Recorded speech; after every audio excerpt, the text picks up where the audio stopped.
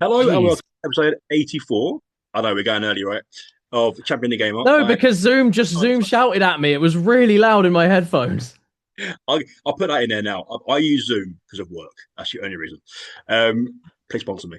Yes, we are joined by the wonderful Caddicarus, and this is one that I know so many want to hear about and hear from you.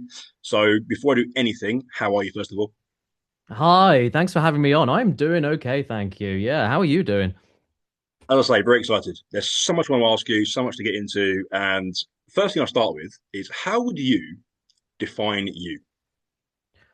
Geez, you're right into it. How do I define me? What, as a human being or as a Yeah, person that because makes things? for full context, you emailed me back, thank you, and said that you're not a gamer, you're not this and this. It's like everyone is at some point. At some point, but how would you describe what Caddicarus is? What you do, your social media, everything. How What do I you have? do? Oh, Yeah, well, okay. So yeah, I was gonna say like what I do. Because I don't know what I do is an extension of me. That's. I think it's very reductive to like there is important that you said about the emails. I think that is important because you were asking about like, oh yeah, we'd like to ask about this and that, and you were using the word content, which everybody obviously uses, and I understand that. But then I was like, okay, so he said content and he said gamer. I was like, I don't feel like I align on either of those things. I feel as though I make the best stuff that I can make online without the what do you call it, the pigeonholing, the funneling. I'm it's just an extension of me, and I'm not trying to sound pretentious about anything. It's just what I do is I do comedy, and video games can be the jumping off point, or sometimes it can be just I'm going to talk about frame rates for 11 minutes and make up a load of bollocks facts that don't make any sense. It's basically just what I am who I am. What you see online is me. It's just turned up a little bit. Yeah, it's not a character or anything. It's just what I find funny. It's very, it's early in the morning. I don't know what I'm talking about. That's a very loaded question to begin with. Jesus, I haven't thought well, about that. that's why we do it because I think it's important to get a grasp on what people think they portray because I think you mentioned like it's an extension of you, and a lot of times people say, "Oh, can we have some advice on how to get in content?" Da, da, da. Just be you first. That's the first thing, right? It's the same thing as like dating, I guess. That's how I would describe it. It's like the common advice, the stereotypical advice is, oh well, just be yourself. I know it sounds like a bit of a cop out answer. It really isn't. And I think if you want to be a little bit more specific about it, what you could say is not even just be yourself. Don't like you know, put some effort in, but ultimately don't pretend. Don't pretend. Like there's a reason that pretentious kind of comes off from pretend. It's not just about how you come across and how you want to be seen. It's the whole idea of, oh, you're just pretend, this isn't even real. This isn't authentic. You're getting not only a disingenuous version of the person, but you're also pretending at the same time. So it's like, who are you impressing? And if you could pretend for an entire date if you really like somebody, but if they like you based on that pretense, you got to keep that up for the rest of your life, for the rest of that whole dating relationship. And it's like, well, wouldn't you rather just be you, comfortably you, and have someone else be comfortably them, comfortable with you being comfortably yourself? And that's, I guess, how I would, describe people making things, not just online, but music, movies, whatever you want to do, game development, whatever you want to do. As long as you just stay true to yourself, then everything fits into place. And not just because of like how how your creations come out, because they're just naturally, like I said earlier, an extension of yourself. That's your true self. But also, like, it means that you know that you're doing this because you're enjoying it, you want to do it, and you're not wasting your time, you're not wasting anyone else's time. You are just, yeah, you can't really get far by pretending. People do, but it breaks them at some point. We had a great question from Retro Revisit about that. And he was saying, if you had any advice, what would you give? And I guess I'd spin that a little bit and say, yes, it's one thing to be yourself, and like you say there, and portray certain things, but how long did it take you to come to that conclusion? How long did it take you to discover that you can just be yourself? Far too long, way too long, way too long. I'm gonna say, I mean, I've been making videos online since 2011. Um, Doing it for work slash pay since 2014. So that's kind of the career beginning, April 2014. I want to say it took about, yeah, 6, 7 years into my career.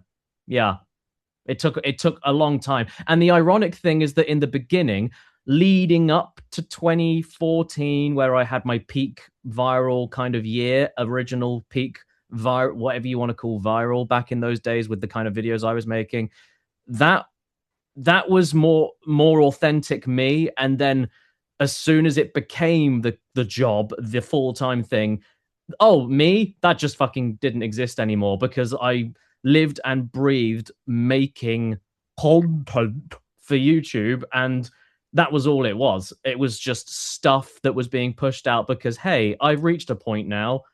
I'm clearly doing something right because people are engaging with it and I'm doing all right. I'm making money doing it. So they must want a version of me and not me. And it didn't work out until I basically had to hit the reset button. And it's really strange. It's really strange. Yeah. But the reset button sort of comes across in terms of long form content, short form content, and you find in your own little niche. Because when someone says Caddicarus, we know who and what you are, right? You found this I, niche for yourself. I guess. Well, we have. I'm just gonna put it out. We have, and I think it's a credit to you because it's one thing to, like you say, there put out content and be successful, but then to maintain that and then change and ebb and flow and create your own kind of niche is a new thing entirely. How long did that take? You say 6, 7 years to find the compatibility in you, but the content you're now putting out less videos, are you, than you were before? And now, where do you find Yeah. that? I mean, I went from at one point 3 videos a week to, well, it's not just because of, the fact that the videos are having more time, dedication, effort, love, if you want to call it, passion for a lack of a better term, being put into it. But like this year, 2 videos. Last year, 2 videos. Going from 3 a week to that is pretty crazy. But the results have spoken for themselves, and I feel better about it. In terms of like you talking about when that started, so it like video wise, it was, yeah, 2020, 2021 video wise. I think 2020 is safe to say. But head wise, I was probably there in 2015, maybe 2016. And I was just like, is it Sisyphus that pushes the boulder up the hill forever? Yeah, Yeah, is 100. that's kind of, I was just stuck in this idea of like, I want to stop doing this. I want to do something different. It wasn't even about I want to change, and more just I want to be more me, because think you grow up, experiences happen, life happens, shit happens. You check what you used to find funny, you don't find funny anymore. What, what you thought spoke to who you were, maybe at the time it did, but it doesn't anymore. And I'm going to say that like between 2011 and 2014, that was kind of like, oh, that's a natural progression of who I was and what I was doing. 2015 to 19, there's no progression of anything other than I'm technically better at this. I can technically edit better and faster. I've learned a lot. I've built connections. I've got new friends and I do collabs and all that stuff. And I can be more efficient. But there was no development on myself, the stuff I wanted to do, because of that terror, that fear of not, oh, what if I expose myself? Not in that way. Expose myself, the personality that I wanted to show, the me, but more about like, will anybody watch, and will I lose everything by doing that? And the ironic thing is that when I then lost everything at the end of 2019, I had no other choice but to allow that urge to happen. So it's weird because what I would say is it'd be like 2011 to 2014, 2014 to 2020. I would say, as far as you seeing me as an individual growing, that's it. 2015 to 19, you're not seeing me. That ain't me. It's odd. It's like I skipped 4 odd years of my life. It was pre-COVID, COVID, I guess you'd call it. Yeah. I was going to say, because that was my next question, was how did COVID hinder and help you in both ways? Because a lot of creators we have now, let's face it, are going to be from that era where they had a chance to sit at home and do what they wanted to do and sit Yes. on the computer and create content. You did it pre-COVID. Um, how did COVID help you? How did it hinder you? Talk about that. Um, I think, I mean, to deny that it did not to deny that it did anything for me in 2020 when I hit the reset button is, very likely not the case. But then everybody got locked down March, April that year. I started, I hit the reset button earlier that year anyway. So, and that video did better than any video I'd done in that first like week than any video previously would usually take a month in terms of watch time and view count and subscriber growth and all that stuff. So even before we got all locked down, everything was going better for me anyway, and that's when I kind of honed in on that idea of, oh wait, I'm just now doing what I want and I don't care anymore, and this is actually now doing better. Let's keep working on that. So I got a new spark of work, which I probably hadn't felt like a natural spark since, yeah, like 2014. I think that's a safe bet to say. Doing it because I wanted to get stuff done quickly rather than, oh, I have to get stuff done quickly. And I yeah, then COVID hit and then everybody got shut in. And like you said, everybody has an excuse to stay indoors, and everybody, you know, I think it would have been more about like I was finding refinding my place online at the same time as everybody was kind of stuck. It was luck.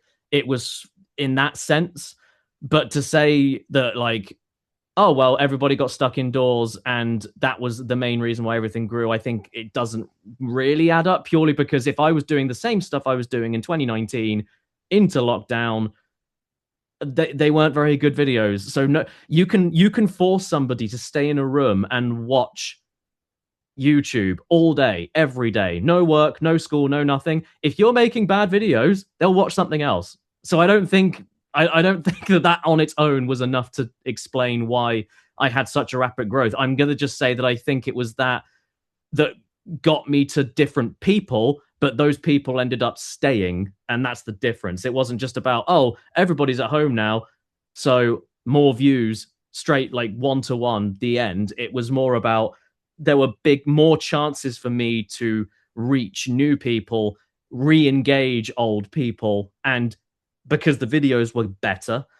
getting more people to stay, which is for me, I guess, yeah, that's kind of where I'm sitting right now. It's the idea of I could be gone for months and then come back with something which, as my most recent video has demonstrated, totally fucking out of left field. I can swear, can't I? Yeah, fuck it, why not? Nice, cool, fuck, cool. So yeah, yeah, like that video, there's a little bit of apprehension, a tiny bit, where it's like, is anyone gonna care? Is anyone gonna get it? Is anyone gonna see where I'm coming from? And yeah, I've now basically confirmed to myself that me being me works, and the audience are there for me, and the ones that aren't there for me, i.e., I make my most recent video, and the first thing that somebody says is, what about Crash Bandicoot? I know why they're there. That's fine. You can be there for me for that one thing. Totally your shout. But it's like, okay, so you're not even gonna give it a chance. You're not even gonna say like, oh, oh, I might skip this one. Were you gonna do another one? No, it's just like, where is Crash? It's like, well, he clearly isn't fucking there this year. What do you want me to say? I didn't make a Crash. I don't care. I didn't make a Crash video. I didn't want to. I respect the audience more. I don't want to give them shit. I don't want to give them something that's just done because they're expecting it. Because then that's proof they're watching just because they want to see their own idealized version of something being described and shown by someone else.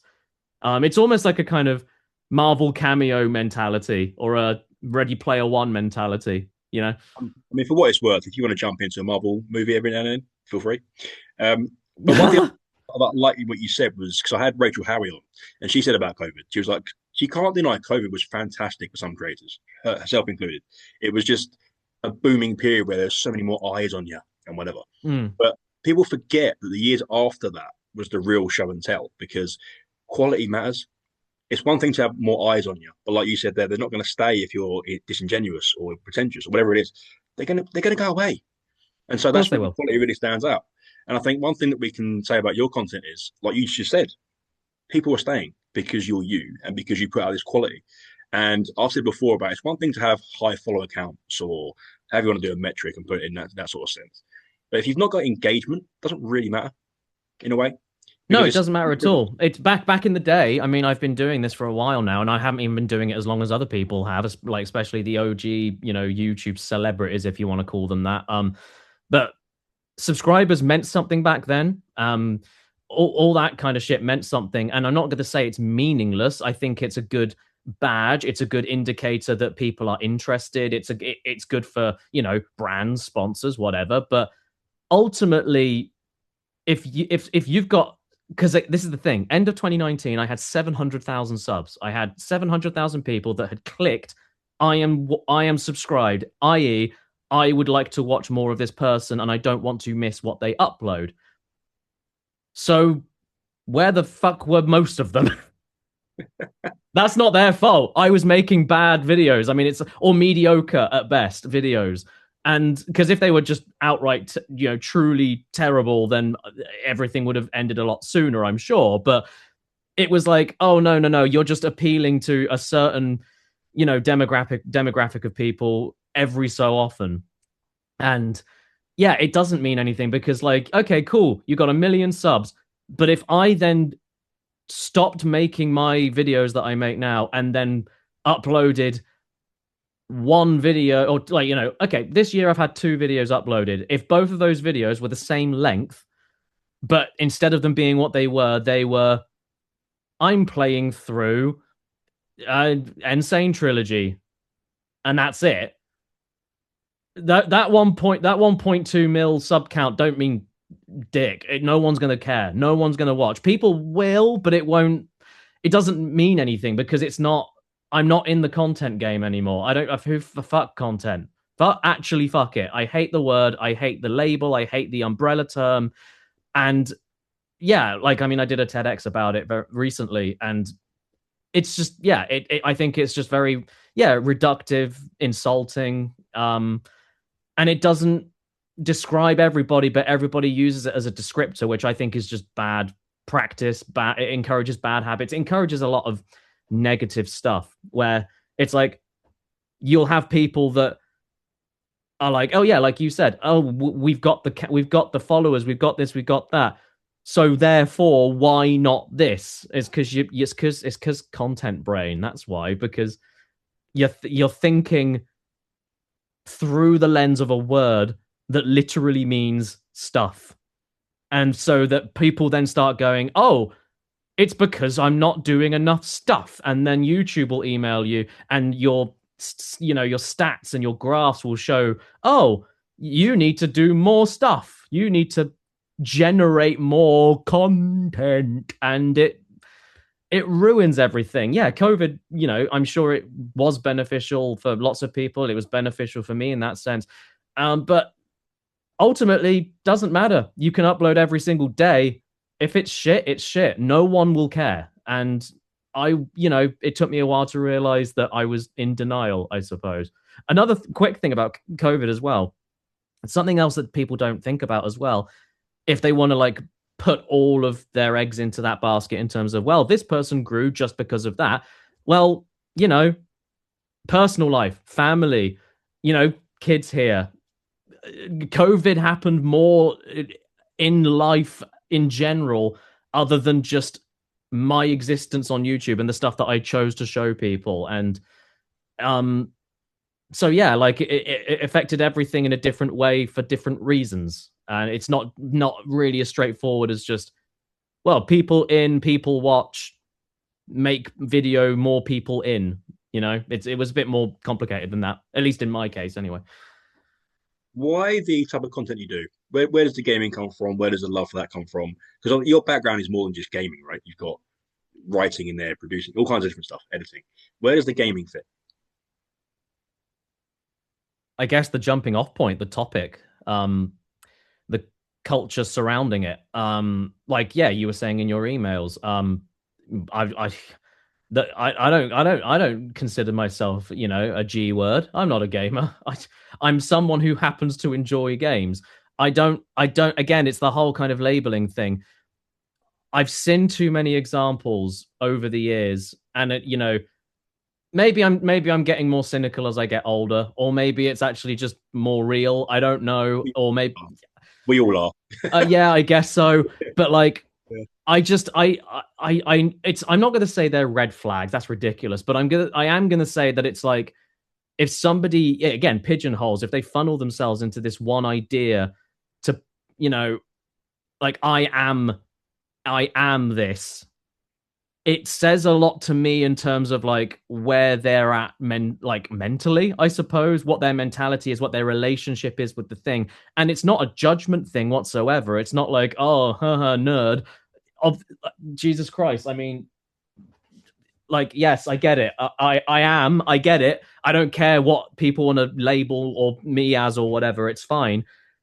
But life is a rich tapestry, I suppose. And I just find it a little bit strange as I've gotten older that so many people are just so quick to be like, yes, I am a gamer. It's like, yeah, okay, I play games because I love games. I don't just love them full stop. It's like I like things that happen to be games. I like things that happen to be music. And um yeah, I like things that happen to be films. It's just things I like, but it's not the be all end all of everything. Like everybody was talking about the Game Awards. I didn't watch it. I don't care. I don't care. I genuinely don't. I Because it's don't not know. about. That's what I mean. It's No, not, but it's, and it's not I'm not trying to be insulting, and it's not about the people involved or do they deserve the awards or not. It's just because I can't relate to this to that level of fandom, I suppose. I just can't, where it's almost like, can I have an opinion about every single thing that happened there? No. Do I want to watch it? No. Okay, so why would I? And why then would I share opinions of it? And then you go on social media anyway, and it's just the same shit that you've seen a million times over, where it's like most people saying it's a shill, it's all a sellout, it's all a scam, it's all just, corporate now and AAA and blah, blah, blah. Then you've got other people going, okay, but it's also great that games are being taken seriously. And then they go, yeah, but at what cost is it being taken seriously? And then you got people that are like, hey, look, new Tomb Raider is coming back. And then it's like, okay, well, how are they designing her? Okay. Oh, it's harkening back to the original because that's the entire point. Oh, isn't that a bit regressive? Or is it actually kind of empowering? Oh, maybe it's not. Oh, actually, maybe her tits actually aren't big enough and we need to do more. Nothing's changed. Everyone's arguing about the same shit. And it's stuff that I don't care about. I just I want things to speak for themselves, I suppose, in the same way that I would want my videos to speak for themselves. My most recent video, lots of people are talking about, in comments and things about they weren't not only were they not expecting the style of the video, but they weren't expecting me to even do a Switch related video, Switch 2 related video, or even on that particular game. And I've tried to say to people in other podcasts and things, it's not because I wanted to do a Switch 2 video. It's not because I wanted to do a video on Welcome Tour. It's because I wanted to make a project about something that inspired me to do an idea that I thought was funny. It just so happened to be that. And it could be anything. It could be, yeah, I'm going to get all the relics in Crash. I'm going to play every single iToy game. It could be, it's not, I'm not trying to make things happen. Things just happen to me. And then I'm like, I can work with this. Let's see what happens. So my approach to everything is very much letting it speak for itself. Do I like it? Do I not like it? Can I work with it? Can I not work with it? And I think that's just a healthier way of taking not just media, but life. I think that's just a nicer, less pressured way of getting through this shithole that we're all in right now. Yeah. So, just really quickly then, before we get into the more pertinent gaming questions, what do you geek out about? Whether it's gaming, movies, TV, whatever it is. What do you geek out about? Music. If I have to describe anything, music. Yeah. After Um. bands? Yes. It's not even just about that. Music has been in my life and my blood since as my earliest memories came from a very very well dad's side of the family anyway. Very very musical family. They're like they all came from Galway. So like there's just I mean the music history in Ireland especially is incredibly rich, and that was kind of my earliest memories. And then I was at one point there was a crossroads in my life where it was actually 2014 because I got my first YouTube paycheck and I basically had to make this decision with a band I was playing in at the time of do I commit to the music or do I commit to the thing? And I chose the right thing, I think, at the end of the day. But they were both viable for me in terms of what makes me feel good. Creativity, just expressing myself. One of them was I get to try and be funny and get paid for it, and the other one is I get to try and do the thing that I really love doing, i.e., playing drums in a band. And I wasn't getting paid very much for it. If anything, it depended on the gig we were doing, the pub we were playing at, or whatever. But one of those things, they were both equal levels of like, I enjoy those ideas, but one of them had just recently paid out on me. And my band at the time were like, you need to choose what you need to commit to, dedicate to, because they were going a little bit more serious. And I was like, well, I got paid from that, and there's no guarantee on that. So if you have to put a gun to my head, then I'm going to go with the thing that just paid me. It might not work, but I made more money doing that than I did with the other thing. But in terms of doing them both equally, yeah, absolutely. Even then, though, geek out, uh, yeah, I just have a met. I find Like things. me. I don't know how I Sorry, would you're describe so it. like me because you. Sorry to cut you off. You are so like me in the sense of yeah, you can geek about what you like. I like what I like. I'm not going to shy away from that. I'm not going to whatever. But I'm not going to try and impose that on somebody else. I'm not going to say, oh, I like this so much that I know more than you do, so you don't count. Like that's not how I work. Like Yeah, I'm more chill about it. But I won't. yeah. I really appreciate where you're coming from because I do kind of get it. I guess it depends what one would categorize as geeking out, I suppose. What the implications of that phrase could mean, or what that means to the individual. If you want to take it as just a kind of what's things that you could talk about for ages and ages and ages, then yeah, I guess it would be probably video games, but not as much as the like the culture and the impact and the history as music and all that kind of stuff. I would probably say, but even then, I wouldn't describe it as geeking out. I'd describe it as immense like I don't know appreciation, digging in. I guess is what would I dig into rather than geek out about. And that is probably how I would describe it because yeah, like you said, I don't like the idea of being imposing. I don't like the idea of my identity being surrounded about the stuff that you can speak passionately about. And uh yeah, it's a weird one to think about. It's a weird because it doesn't mean that I wouldn't go on and on and on and on and hyperfixate over stuff that I know useless information or knowledge about. I just don't know if I would describe that as geeking out when I've seen other people geek out about things in a totally different way. And again, this is the whole thing about labels that I don't appreciate because people can say I'm a content creator, totally fine. I wouldn't describe myself as that. If you're about to ask me what I would, no fucking idea. I make things online. I don't really mind either way. But it's an interesting question to bring up because it's like, well, if someone was to say Mr. Beast is a content creator and Caddicarus is a content creator, how the fuck is that even remotely similar? And I don't mean public perception. I don't mean audience size. I don't even mean how often the uploads are, what the kinds of videos are, the editing style, the business choices, the admin, the team behind it. I'm not talking about any one of those things. I'm talking about the entire thing. And that's again, I know I'm going on, but like fuck content because it's like, how is that even the same thing? If people can go, hey, That's a AAA game because budget and team and big studio. And hey, that's a like, no, sorry, that's an indie game because lower budget, smaller team, no time scale really, passion project usually most of the time.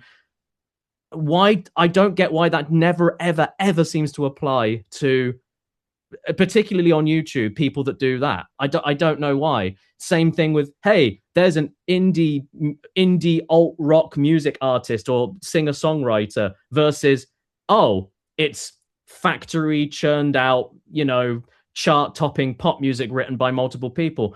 People are very quick to jump into kind of those boxes when it comes to that. But then when it comes to YouTube specifically, it always ends up being, oh, we're all content creators. And I think that is just really fucking dumb. I just think that's dumb. There's too many differences, too many nuances. And I don't like that nuance is dead in multiple aspects of online culture. And that's proof of it, I guess. I was going to ask at the end, but I'll ask it now because I think it's pertinent to do it now. Oh, yeah. Because we had a question from Retro Revisit who said, two-part really. How do you view yourself in the lexicon of content creators? And it's wrong word, but fame. Like, how do you view yourself in that aspect? And then how do you deal with that? Because you seem like a very chill person that's just like, it's there. I know it is. It's not a problem. Whatever. I don't chase fame. I don't chase success, whatever you want to deem it as. But how do you Yeah. deal knowing that you've got this presence? How do you feel about the presence? And then what would your advice be to creators that are just getting started or that are reaching that sort of level?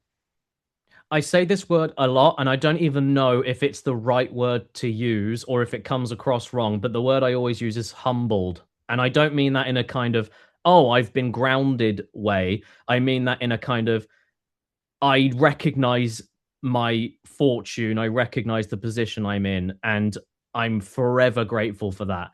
And I will jokingly bitch about it every so often because job's a job at the end of the day. It doesn't matter how great it is. Things can happen, things can go wrong, things can be annoying. But yeah, I am, how would I put this? When it was becoming a viable career for me, when I had my initial virality, again, virality is loose in the context of what I did back then. But for me, definitely, I can't describe it anything else other than that. But like, there's this kind of insecurity because you recognize you've reached a kind of point, it's working, and then you scramble around to try and keep that going. And I've seen this happen with friends of mine. I've seen this happen with people up until today that I've known for, a decade. Acquaintances, friends of friends, whatever. Sitting back and watching other people, in self implode or, just carry on in denial and not understand why their channels or whatever are in the state that they're in and why that might be, other than the reasons that they say that it is. And I think one of the biggest things is that kind of, if everybody was secure in themselves and comfortable and confident in themselves, then what they make is just what they make. And however popular, successful, financially beneficial that may or may not be, you can tell when people are just doing the bit because they think that they have to, or that you can tell when someone's being disingenuous, is what I'm trying to say. And the funniest thing is that not only is that just, I'm not interested in that at all. And that's just my personal preference. I don't like fake people. But it's also like when you're creating, God forbid I say the word art, media, I guess, because I don't like using the word art. But if you're creating a creation, you're making a thing, it's inherently human. It's inherently an extension and expression of yourself. If you can just be okay with that, things naturally come out better because you're doing you're being you're doing what you think is the right thing to do, what because it's natural, it's complete, it's just coming from you, in the same way where it's like, you can't, if you're not a sociable person, you can't force yourself to throw yourself into every New Year's party and every gala. If you're not deep down, you know that you're not this kind of thing, or you're not really as interested as you're putting it out to be, or whatever. You're not only lying to yourself, but you're lying to your audience, and it's unsustainable, and at some point it will collapse.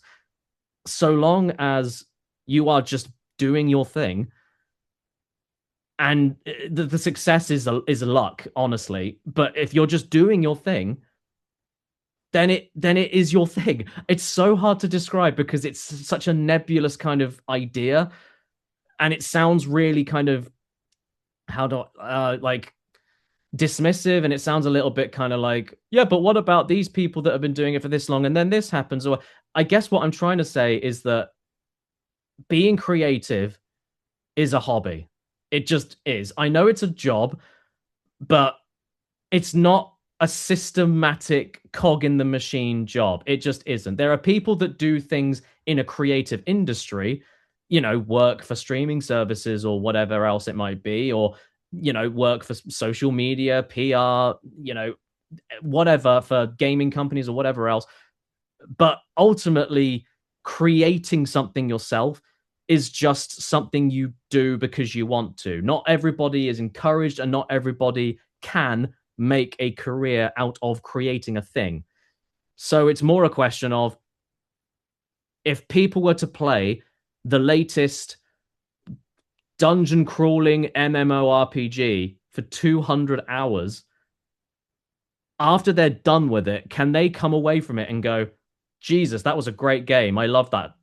Or will they come away from it and go, fuck's sake, I've wasted 200 hours of my life. What am I doing? What you watch films not with the intent to make money out of it. You watch films because you want to go to the cinema and watch films because you enjoy it. You play games sometimes for dozens, if not hundreds of hours, because you enjoy it, not because there's an ulterior motive to it.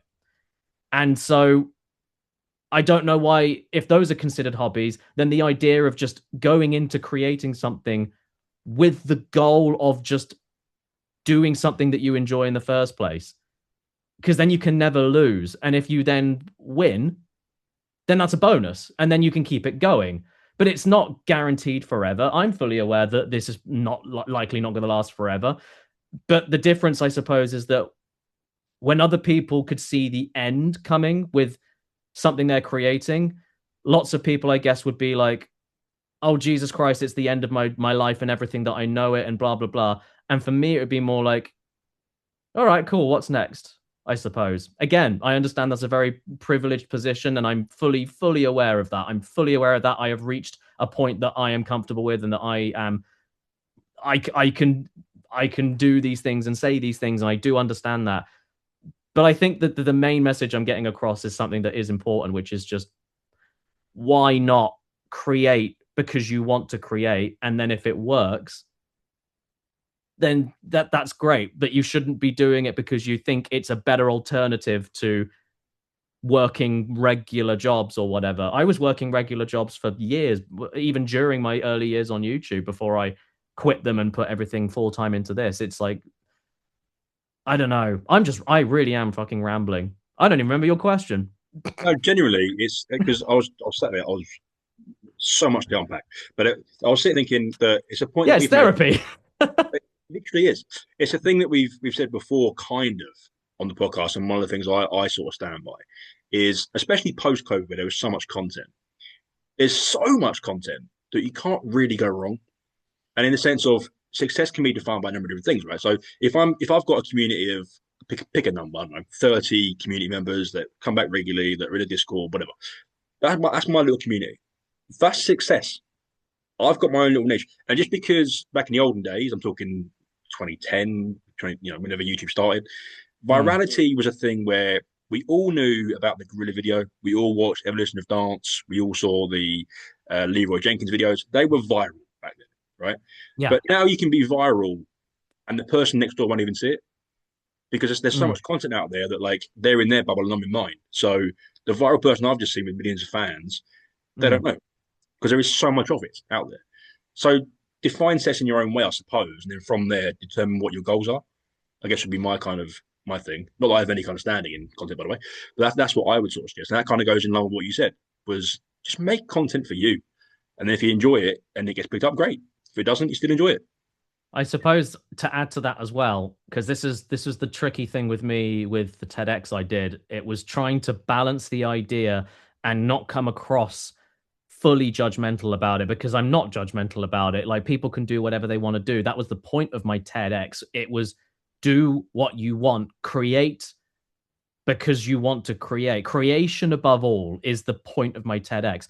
And if someone wants to describe content as making daily, if not twice a day, videos, let's plays, streams, political commentary, interviews, whatever you want to do, if you like, how do I put this? I would say when you look at the biggest content creators, a lot of them are hitting all the same beats that YouTube will email you about and recommend that you do to be successful, whatever that means. But I'm a new YouTuber, so I am going to look at this wide-eyed and like, oh, okay, YouTube are telling me to do these things and I'm not doing as well as I thought I would, so maybe I'll apply these things to myself. So I'm looking at it through that angle. So what they're telling you to do is talk about trending topics, upload extremely frequently, make sure those videos are very, very long.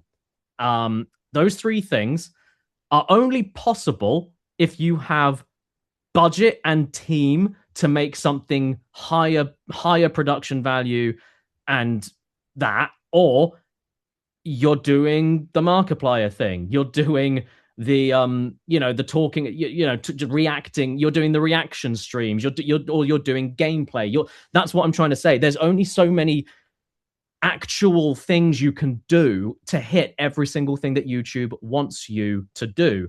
I personally would describe that as content. Is that a bad thing? No. But the important thing is that if you are getting into that and that's an appealing idea to you, and that's something that I'm not saying you personally, I'm saying one, but like if that's an appealing idea to you, then it's like, okay, cool. The important thing is that you want to create that, because so many people fail at the first hurdle because they like the idea of it. It's like, no, you can't like the idea of it. If you want to go through the process, because even getting 1 to 2 videos done a day, keeping them trending and making them long, even if you're just doing gameplay, but you have to keep that up. And that's not just those three. You also have to have a personality, because otherwise you're no different from everybody else. You can't just upload brand new gameplay footage twice a day, every single day, like, because you're hitting those 3 rules. But if you then don't provide any commentary or something, I know there's an audience for people that want commentary-less kinds of videos. That's fine. But if you want to create and you want to be known and you want to be, recognizable, or whatever the goal is, I guess, in someone's head, the important thing is that you want to do that. I've been told so many times by people I've worked with, and, like even my agent and everything, like so many people over the years have said, like, my potential, as in me, my potential on TikTok and shorts and reels and stuff is huge, because of, like, someone sent me, I think it was even my agent, he sent me a link to someone, a year ago, they uploaded a video of me, and it was just it was 19 minutes as well, but it was just out of context me moments, and it was like 700,000 views. It's like, look, this is a market. This is a thing that proves that if you were to follow the newer style of entertainment that people are consuming, it would work, because people like the cuts, the cutaways, and all that kind of stuff. But the important thing is that I don't want to do that. So why the fuck would I? Even if it's like, oh yeah, but there's this that you can benefit from this and benefit, but I don't want to do that. Okay, hello, I'm offering you a job. It's £500,000 a year, and you have to work as a head chef for 13 hours a day. No, every so often you get a break. £500,000 a year. No fucking thanks. I don't want to be a head chef. It's that straightforward as far as I'm concerned. So when it's like, yeah, content creator, the idea of uploading multiple times a day, making sure it is on a trending thing, and feeling that that doesn't appeal to me. And so if I were to do it, it's clear why I'm doing it.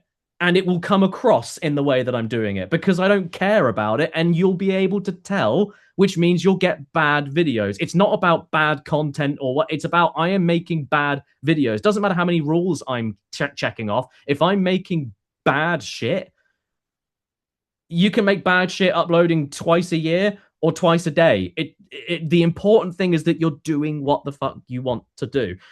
Just as another little thing, like side thing as well, this is official, by the way. You can look it up yourself. If you go to blog.youtube/press, you can see by just scrolling down halfway down that page, this is a YouTube official press site. And I'm going to just read it here. On average, there are over 20 million videos uploaded daily to YouTube.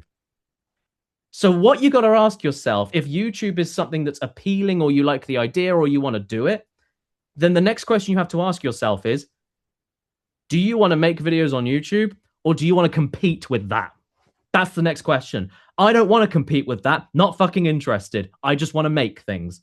It's done well for me, but part of the reason it has done well for me, especially since 2020, is because I've been doing what I wanted. If you look at my upload frequency, my scheduling and everything from 2015 to 2019, where it was multiple times a week, some of my worst stuff, because it was compromised. I was putting blood, sweat, and tears into getting it done. And I'm not going to ever say there was no effort put into it. But there's only so much you can do in a week when you wanted to make the kinds of videos I was making. I could have done so much better by not trying to do the kind of thing that I was doing in between 2012 and 2014 and trying to do it every damn week. I could have done so the videos could have had all that time dedicated all into all the other mediocre shit I was uploading for the sake of content because the algorithm was telling me I needed to upload more, right? All of that shit could have been put into a better weekly video once a week instead of mediocre, or bad, mediocre.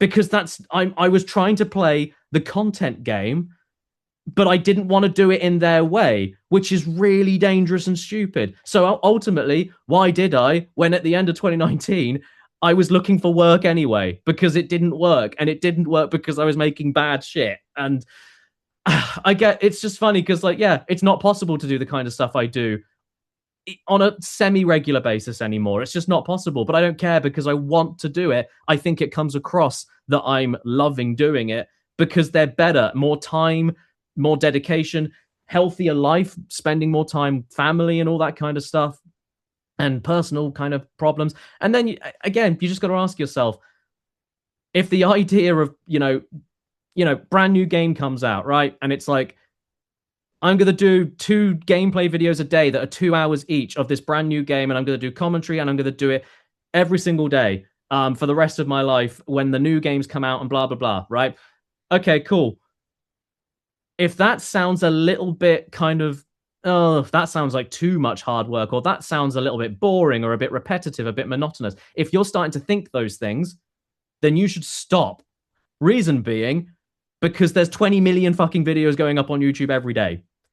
Why would you compete in that rat race and push yourself that far if you're just then thinking before you even start doing it, well, yeah, I mean, it's a lot. It's very, very, yeah. Well, no, you should be doing it because you want to do it. Fuck the 20 million videos a day thing. If you want to upload daily, do it because it will come across better because you want to do it. I don't want to do it, so it will be terrible if I did it. You made me think of an analogy I come across not so long ago, which I'm sticking Yeah, with, which is the Ken Dodd analogy. Do you know Ken Dodd, the comedian? You might not. I do. Yes. And I remember there was a thing about him. We're talking years ago. I would have been a kid when I watched this, and it was saying that Ken Dodd's approach to comedy was no matter what room he was in, so he could be in any auditorium, anywhere in the world, right? He would rapid fire these jokes out, and it wouldn't matter what context it was, what content it was. It was just I'm going to throw out a million jokes, and for every 10, that one person in the corner will get that one in 10, and then they won't get the second one, but the one over there will. And the person sat up top will get the third one. And he's hitting everyone at different times. But he's rattling off so much different content and so much different stuff that eventually he'll capture in the audience. Whereas somebody else that does 3 shows a year would tailor that show to that audience, the whole Of course they audience, would. whole time. And I thought that's amazing that because it makes so much sense. If like you put out 2, 3 videos a year, but it's your audience, it's your personality, etc., and you know it's quality, that's much more not believable. That's the wrong phrase, but much more sustainable. Meaningful. Yeah, Meaningful sustainable, meaningful. Yeah, than it is if I put out 5 videos a day just because I'm trying to catch eyes. Because it goes back to what absolutely. I said earlier. I might catch your eyes once, yes. You might say that's pretty funny, yeah, whatever. But then tomorrow you see a shit video and you switch off. So like, Absolutely. I've always quite enjoyed that analogy. Yeah, Um, I think a good way to describe that as well is that like, yeah, you like it's a very good analogy. And the important thing to note as well is that if you watch Ken Dodd for 5 minutes, he's fucking reveling in it. he It loves it, people yeah. people can say, I mean, he passed away, didn't he? He's definitely dead, right? But like he goes all out, and he did until the day he died. He was what, like 90, and he was still doing 3 hour long. And it's like I guess other people like that, like I guess Don Rickles is another kind of person like that. Not where it's like rapid fire, but it's also like for every person he upsets, You someone get else is. Yeah, and but it's like, but he's not approaching it like that. And Ken Dodd, even though he would probably build a show around that, his whole thing is like, I'm not doing this because I want to hit everyone in the audience. What he's doing is, I'm doing what I want, and it just so happens that someone over there, and because someone can find him not funny just on concept, on principle. So then you're not going to watch a show of his anyway. But if you are going to go and watch a show of his, you probably aren't going to find every single gag funny. But it's very clear that he's not doing it for the sellout reasons. He's doing it because that's the way he wants to do it. And yeah, exactly. It's when you start looking at it in that way, it's like, well, that's how some of these people get success. That's how some of these people get cult followings. That's how, because they are being unapologetically, genuinely them, I suppose. And then they try and explain their process, and that's like trying to explain how you learn to ride a bike, how you learn to walk. And then if you have to try and start breaking it down, then it's like, well, if you want to say, well, how have I got to where I am? It's because of this and that. I don't. I'm very personally still very much on the idea of, one of, if not the main reason why I am the way I am is because I'm just doing what I want and what I think is funny, and that's just, and me being myself. It's again, it's acted, but it's not a character. Like Caddicarus is the name of the YouTube channel. It's the name of the brand, for lack of a better word. But it's me. It's like it's just me written, me structuring myself. It's stuff I would find funny throughout the day, but I've made a production around that idea, because everything in the videos that I do starts as an idea of like, that's kind of funny, and then okay, let's make the thing. It doesn't mean, oh, it would be funnier if Caddicarus did that. No, it's, I think that's funny if I did that, you know. And well, there was another thing I was going to say as well that's actually, it is on the same point. The other thing I would suggest to people, not that anyone's asking, but it would be like, everyone has their own viewing habits, right? And if you are someone that appreciates a channel that uploads once a year, or once every 6 months, if you're someone that doesn't daily engage with gameplay videos or whatever, then you need to ask yourself why that is. Why do you like watching shows on Netflix and binging them versus watching things on YouTube? Why do you like watching people streaming rather than watching films in the cinema? You got to ask yourself, as a person, as a personality, why do you like those kinds of things?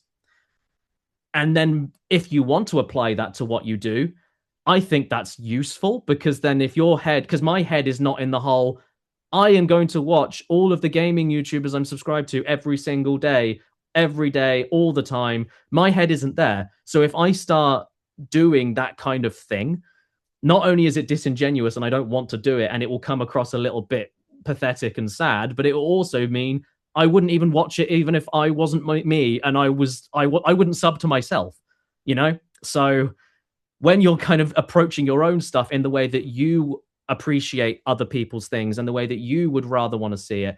And it's interesting when people comment like, about how often the uploads are. And it's like, okay, I everyone's got lives, everyone's got personal shit going on. Some of it I talk about, some of it I don't. This year, the last 2 years, I would say, have been pretty fucking heavy.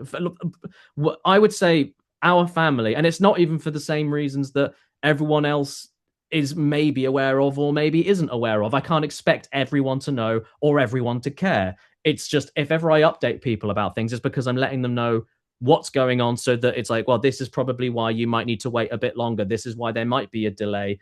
But it's never a kind of sympathy thing. But even taking that stuff aside, there are things going on in my life every day that I just don't feel the need to talk about, and it's nobody's business. And I don't, and it does take up a lot of time.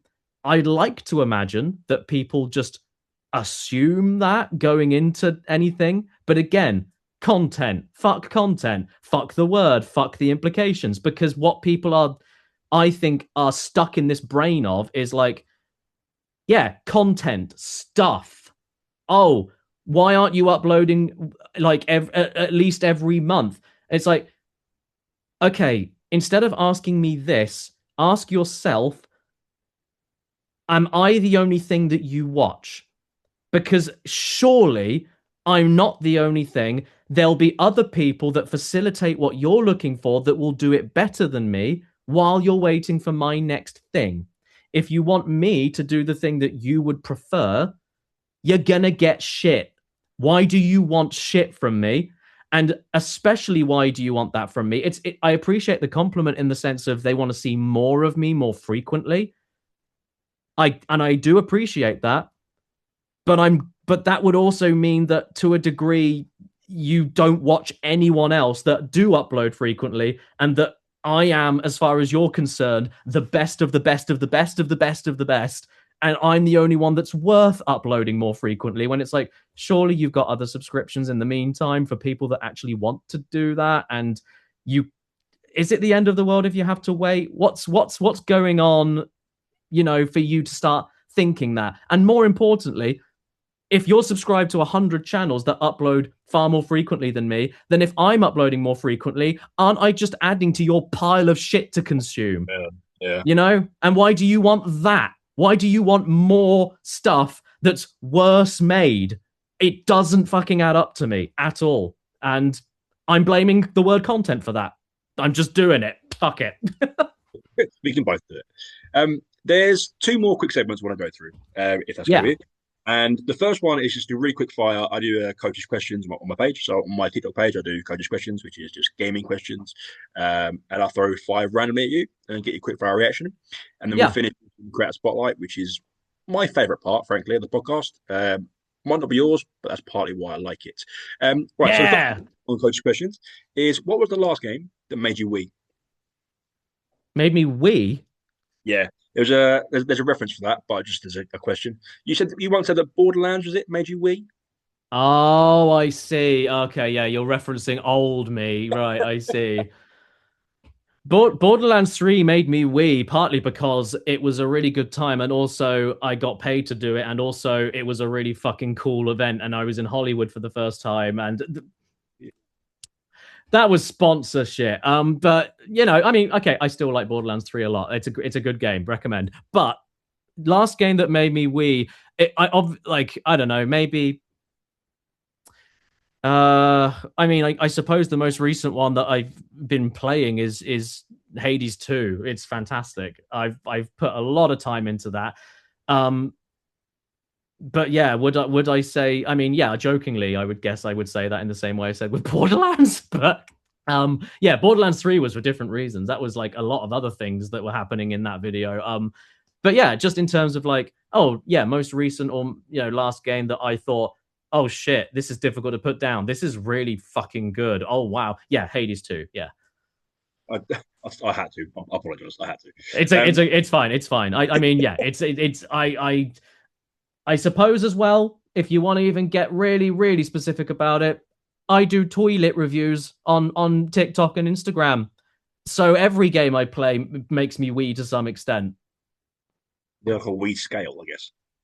A wee scale. I haven't thought about that yet. I need to include that. as a kind of review factor. Like, oh, if you're constipated or if you're struggling to go or if you have a UTI or something, does this game on toilet make you does it allow easy release because you're scared or something? I think I might have actually made that gag once with a there was I can't remember what game it was, but something happened, and I was like, oh wow, well I didn't need to go, but luckily I was here because then it did. I can't remember what game it was, but I did a video like that. Yeah. One thing you've done in the past, which is fantastic, is your take on commercials and video game commercials. Mm. If you could, in this day and age, in 2025/26 now, because this is out in 26, if you could make a commercial for a game, what game is it? A modern game. It would have to be a game, right? A newer one. I'll let you choose modern or retro, either way. But yeah, if you can make a game, obviously we've just had a ton recording Tomb Raider as the teaser for that released, the old one. But yeah, if you can make a commercial for a game, what would it be? I'm gonna be a little bit yeah, vague, I guess. I can't think of a specific thing at all. Um, but I like the idea because I saw Scott the Woz did it. I like the idea of doing some kind of promo for like limited run or something like that because they're doing a lot of releases that speak to me, and that would be really sick. And I know that they would be up for you know pushing the envelope and thinking outside the box. But then another company that does that is Devolver Digital. They do that all the time. So I would be more like it for me. It would be like if I had to make a commercial and it was a team of people and we were all similar sensibilities and we were all coming at it from the same angle of like, but more or less shit posting, but like more just kind of structured anarchy and like, oh, can we like how can we make the audience feel not just this is funny, but it's also kind of like why are we all taking ourselves so seriously? Then yeah, Devolver Digital Limited Run. I think that would be kind of fun. Somehow Scott managed to get in with Limited Run and do like a Gex trilogy thing, which was pretty cool. So yeah, something like that. Or like I guess doing a commercial. Like I'd do that for the new Bubsy. I'd do that. That sounds really fun. I just I picture the skits and the yeah, I'll take it. Definitely take it. Yeah, yeah. So, whoa, stop right there. If you've reached the end of this video, that is part one completed. Part two is on my channel right now.